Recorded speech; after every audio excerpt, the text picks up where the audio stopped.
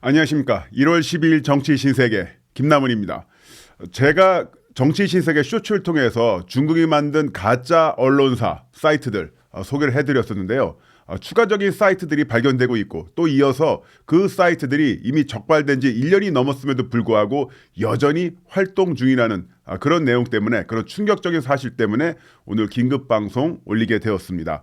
먼저 이 가짜 중국 언론사 사이트들이 어떻게 적발됐냐면, 국가정보원과 민간 사이버 전문 업체들이 합동으로 이런 사이트들을 수십 개 활동하고 있다는 것을 적발했습니다. 그리고 관련 내용들은 국가정보보호백서에도 모두 나와 있는데요.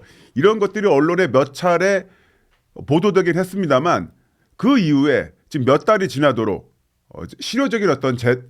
실효적인 대응이 이루어지지 않고 있어서 굉장히 큰 문제로 지적되고 있습니다. 자, 그럼 일단 이 사이트들이 어떤 뉴스를 퍼뜨렸는지 한번 살펴보도록 하겠습니다. 부산 온라인, 부산에서 만든 인터넷 지역 매체처럼 보입니다만 중국이 만든 가짜 사이트고요. 중국이 한국의 코로나19 공조를 지원하고 있다. 완벽한 가짜 뉴스죠.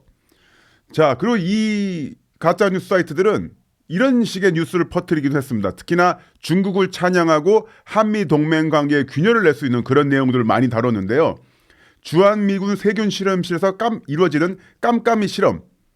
자, 부산 도심에 위치한 미군 세균 실험실. 자, 이런 이미지들 합성을 해서 마구 퍼뜨렸습니다. 그 외에 어떤 콘텐츠를 소개하고 있냐?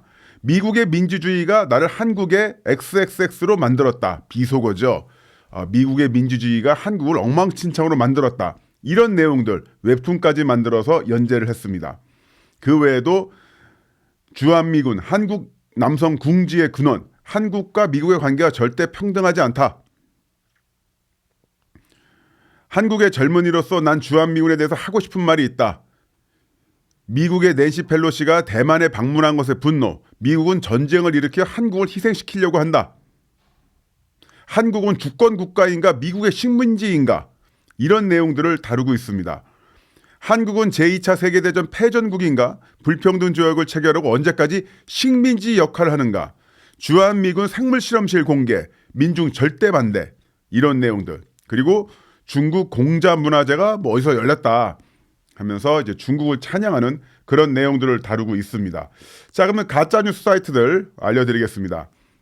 서울프레스, 부산온라인, 충청타임스, 충남온라인, 대구저널, 대전교통, 강원문화, 광주교육신문, 경기도데일리, 그리고 경성정치경제신문, 인천포커스, 제주여행 모두 가짜 뉴스 사이트고요.